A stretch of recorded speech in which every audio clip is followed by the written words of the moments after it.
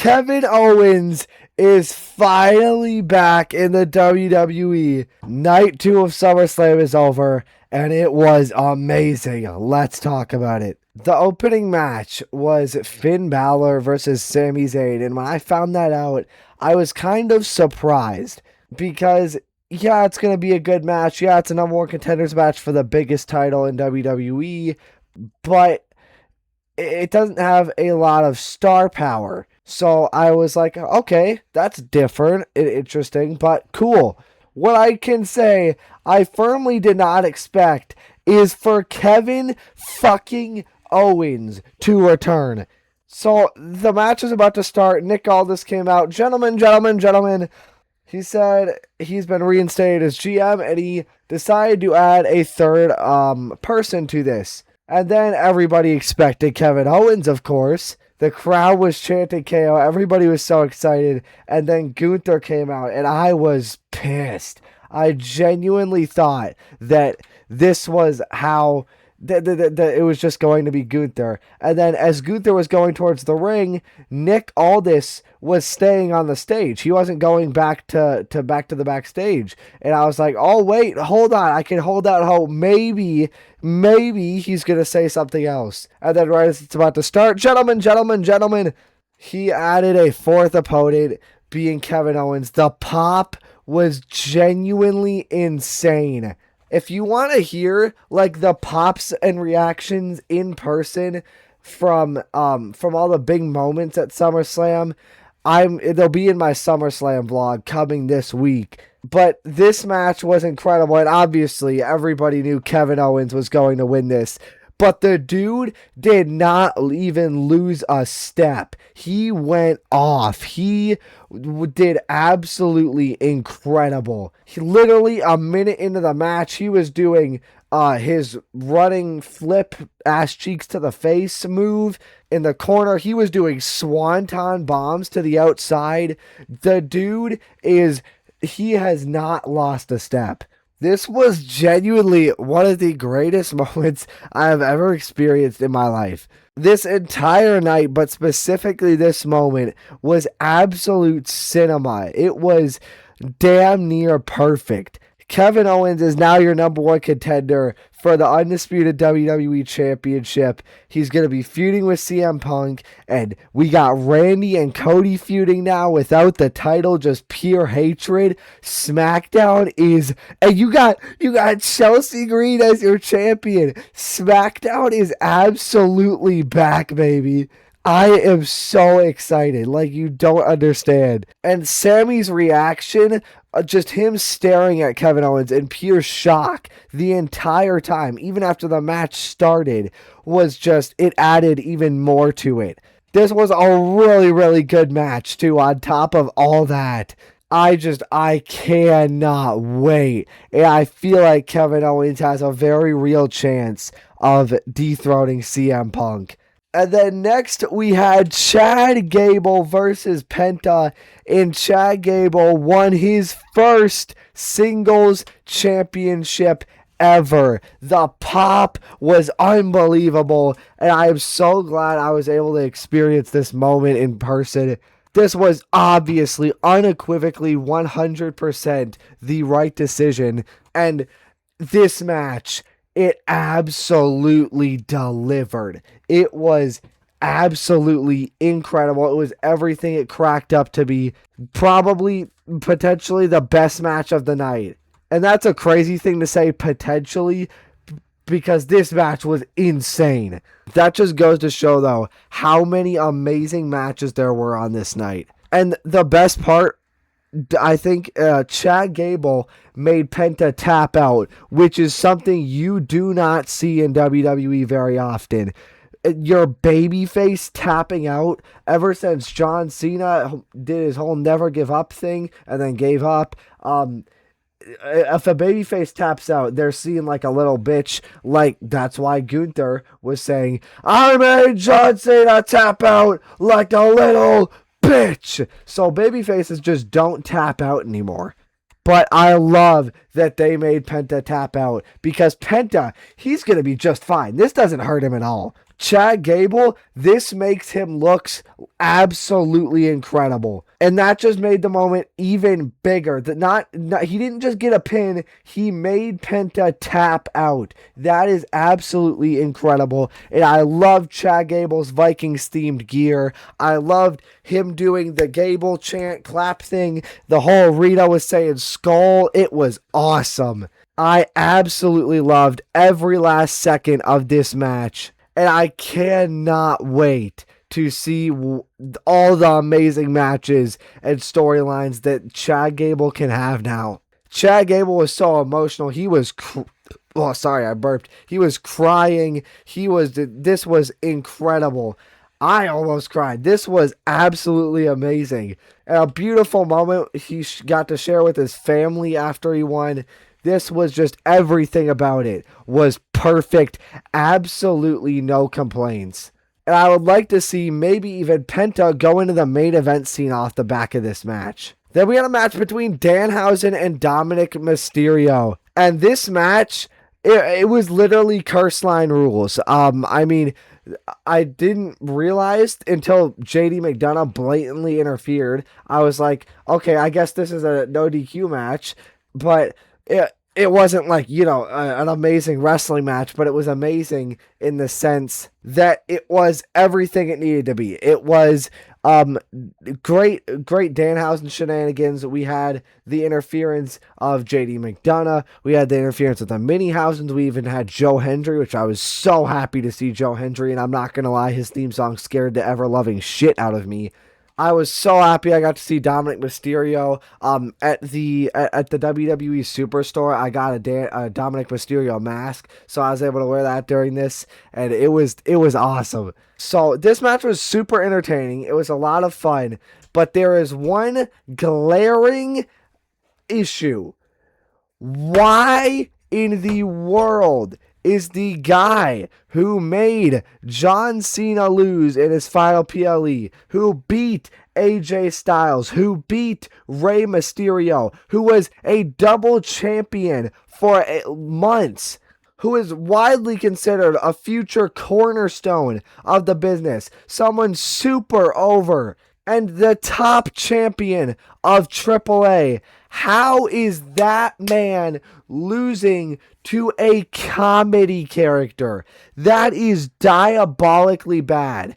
I told you, I said in my SummerSlam predictions, Dominic Mysterio absolutely unequivocally needs to win this match. It is not, there's no ifs, ands, or buts. He needs to win. He has one of, if not the biggest match in AAA history coming in 1 month against El Grande Americano at Triple Mania for the AAA Mega Championship. And he's going into it taking a loss to Danhausen. And there was no reason to have Danhausen win. Danhausen, yeah, he's got an undefeated streak. Whatever. It's not like the loss is going to hurt Danhausen. He's a comedy character. There is no downside to having Danhausen lose. There is nothing bad that will happen to Danhausen as a result of losing. But Dominic Mysterio just... this is borderline a burial of Dominic Mysterio.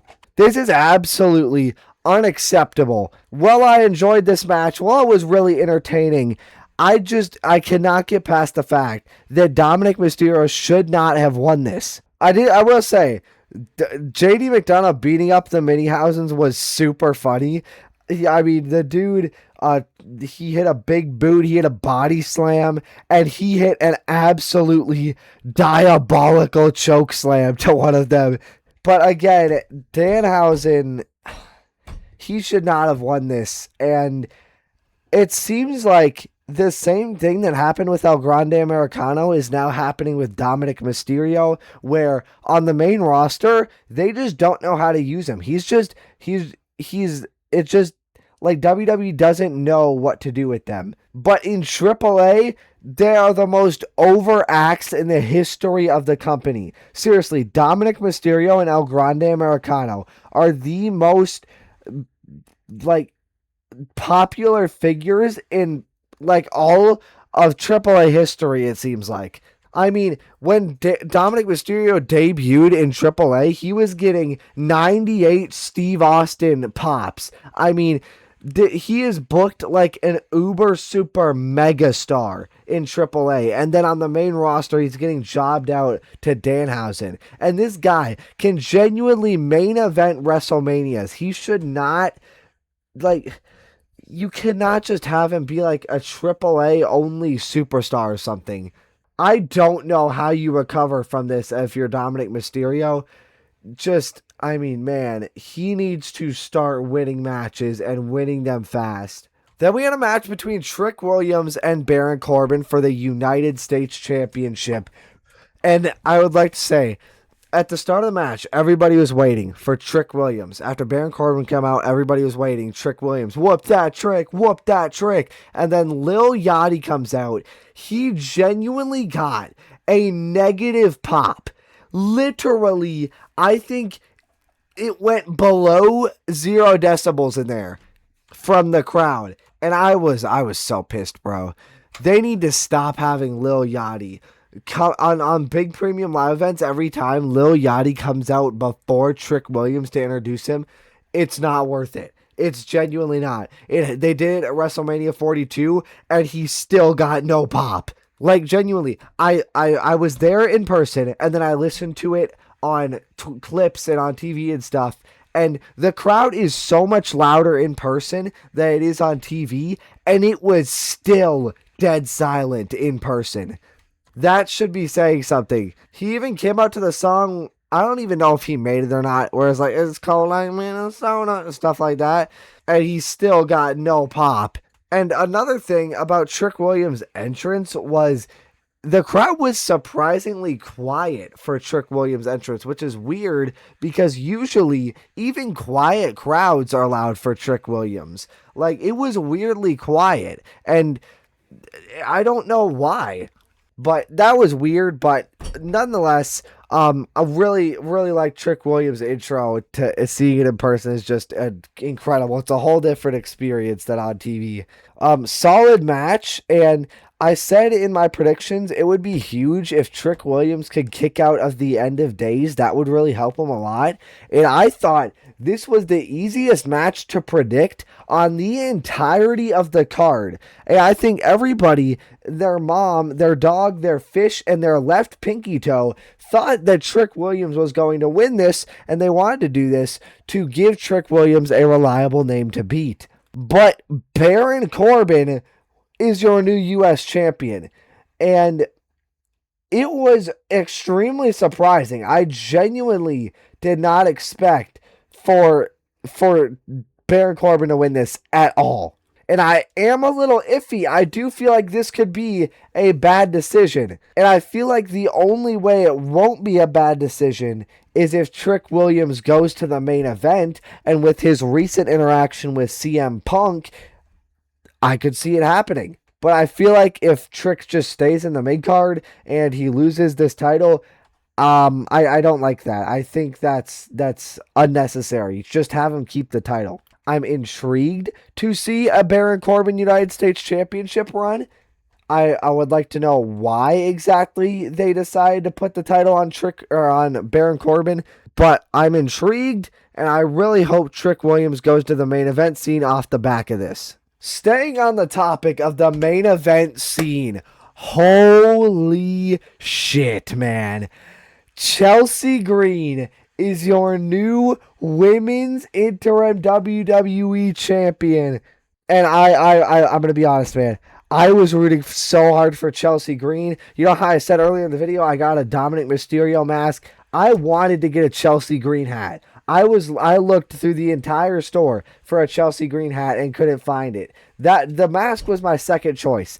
I was so behind Chelsea Green. I wanted Chelsea Green to win this so bad. But I really, really, really did not think that WWE was going to do something new, creative, fun, unique, with this interim championship reign, even though they should. And I feel like that logic was pretty sound based off of the fact that they just put a bunch of main eventers into this match, with the exceptions of Chelsea Green. Well, now she's a main eventer. Chelsea Green and Lash Legend. So I really thought they were just going to go conservative, put it on Jade, maybe Charlotte, and it was going to be boring. But I genuinely have never been so unbelievably happy to be so wrong. The pop she got was absolutely nutty. The crowd was so behind her the entire match. And she had the hope spot. Which was broken up by Charlotte Flair, I think. Or no, it was broken up by B-Fab and Michin. And I was like, dear fucking God, no. They're doing the LA Knight spot. It's just like every year with LA Knight and the Money in the Bank briefcase. I was getting flashbacks.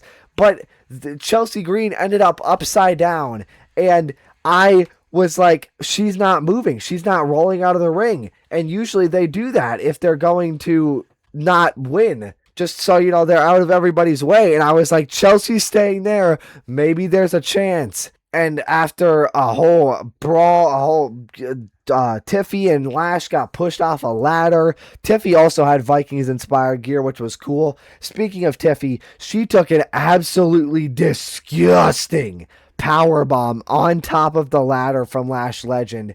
That looked like it hurt, bro. Props to Tiffany Stratton, though. She got a really nice pop, too. But they got knocked off. Jade and Charlotte took each other out. And then Chelsea Green was all alone in the ring. And everybody was cheering on their feet. And oh my God, it was absolute, genuine cinema. I could not have asked for more from this match. Thank you, WWE, truly, for doing something new, unique, and exciting in the main event scene. WWE has been playing it so conservative this entire year. They have not wanted to move the needle more than a millimeter at a time. And in SummerSlam, across both nights, they threw that needle across the planet. This was genuinely perfect. And I am so excited about Chelsea Green's title reign. And I am absolutely seated for SmackDown this week. This is genuinely going to be insane. I love Chelsea Green, and I can't wait to see this. The one thing I am extremely worried about, though, is if Rhea comes back and just squashes Chelsea Green. That would be horrible. And one more thing. So I really hope that doesn't happen. But one more thing. Fuck you, Michael Hayes. This is what Chelsea Green can do. She is getting Rhea Ripley level pops. Fuck you, Michael Hayes. That is right. And I love that in the post-show, Chelsea Green acknowledged it and said, I'd like to dedicate this title reign to Michael Hayes. I am so glad that she showed the entire planet and Michael Hayes that she is a main eventer. Then we had a segment where Justin Jefferson kicked off the main event. And, you know, I'm a Vikings fan. You know damn well I absolutely loved this. And this was perfect use of a celebrity. Didn't get physical in any way. Wasn't the difference maker in any match. Just there to hype you up and get the crowd riled up and ready for the main event. Absolutely love this. I love you, Justin Jefferson. JJ2K next season. Or this season. Speaking of the Vikings, I might stream some of their preseason games, and maybe if the circumstances are right, I'll be able to stream one of their regular season games. Then in the main event, we had Roman Reigns versus Seth freaking Rollins. The Last Dance, the final match between these two, the Shield brothers. So many Shield references, and they even referenced Jon Moxley or Dean Ambrose. So we'll get into that in a minute. And oh my God, I mean, this match was truly everything it was cracked up to be. However, I will say, this is back-to-back times. Back-to-back times where the normal rules to a match seem to just not apply to the main event. At WrestleMania 42, Roman Reigns and CM Punk had their match for the World Heavyweight Championship, and during the match, Roman Reigns used the steel steps deliberately feet in front of a few feet in front of the referee, hit CM Punk with the steel steps, which should be a disqualification. But he just let it slide. And I was like, okay, you know what? It's the main event of WrestleMania. It just happened one time. Whatever. I'm willing to let it go. But this one was diabolical. I mean, Roman and Seth started fighting. They went into the crowd. They were there for a good 2-3 minutes, and the ref did not even start the count. I mean, come on. If you want it to be a street fight, just make it a street fight. Or have Roman say, "You count, you're fired," or something like that. Just at least try to make it make sense. Come on. And then the funniest part was when they got back to the ring, Seth Rollins went into the ring to break the count, which was absolutely hilarious. After 3 minutes not in the ring, he went back in to break the count. And then even after that, the ref still didn't start the count. And then Seth Rollins was about to spear Roman through the barricade. And then I think Roman turned it into a power bomb, put him through the Spanish announce table, Shield style, and after a while, still no ref count out. They got back up. Roman went in to break the count. Still haven't had a count out, by the way. And then Seth Rollins does the same thing to Roman, and then the referee finally starts counting. But I think somebody had to, tell him to start the count. And then, of course, at 9, they got back in the ring, and then from there on, it was just false finish after false finish, and it was incredible. Those are my favorite parts of matches. Just false finishes over and over and over and over. I loved it. I loved it in CM Punk and Cody Rhodes. I loved it in this match. There was a moment where the ref went down, and I thought the Bloodline might get involved. I thought The Rock might return, but we did not get any of that, and I'm okay with that. This was a clean match, purely between Roman Reigns and Seth Rollins. Also, tell me this shot is not cinema. I mean, come on. This was absolutely unbelievable. And they had a Shield reference, or a Dean Ambrose reference, when Seth Rollins went back and kind of went backwards through the ropes and then bounced off upside down and then got back up and went for a Dirty Deeds. And then Roman Reigns hit the Dirty Deeds, which was awesome. It was absolutely awesome. I love that they finally stopped ignoring the fact that Dean Ambrose played a huge role in that. And WWE on social media even acknowledged it. They said a reference to the third member of the Shield. They didn't mention their name, but I'm glad they acknowledged it. And I'm glad they were able to set aside the whole WWE and AEW don't even say AEW on TV. I'm glad they were able to go away from that for just a couple seconds to pay tribute to a super important person in these two guys' histories, being Dean Ambrose. And Seth Rollins also came out wearing the Shield mask and a Shield vest with the Shield music, and then it turned into Burn It Down, his normal music. So that was really cool. And then at the end of the match, they put their fists together, reuniting. Oh my God, they did the Shield thing. They even went for the Shield steel chair spot because, of course they did. Roman Reigns countered it because Seth Rollins was going for it. And then Roman Reigns was going to do it again. And I was like, dear fucking God, this is how he's going to lose. But he learned from WrestleMania 40. And I love that little detail. Roman put the chair down and continued the match. I absolutely loved that. And Roman Reigns ended up winning. I think the right decision. I'm so excited. I'm glad Roman Reigns put everything to rest in this title reign. All the doubts, he can't get it done on his own. He's never beat Seth Rollins when it's mattered. He was able to put that all to rest. And I love that. And just an absolutely perfect and heartwarming ending. No Rock, unfortunately. That would have just made this just out of this world, but I mean, this was still an absolutely unbelievable night of professional wrestling and one of the best, if not the best, premium live event I have ever seen in my time during watching wrestling. And that might be biased because I was there, but I really do think this was incredible and one of the greatest premium live events I've ever seen. But that's going to be it for SummerSlam 2026. This was genuinely a ground-shifting, groundbreaking premium live event, and WWE, man, they might have just gotten a jolt of life for the rest of the year. But thank you all so much for watching. SummerSlam vlog coming this week. Like and subscribe if you want, and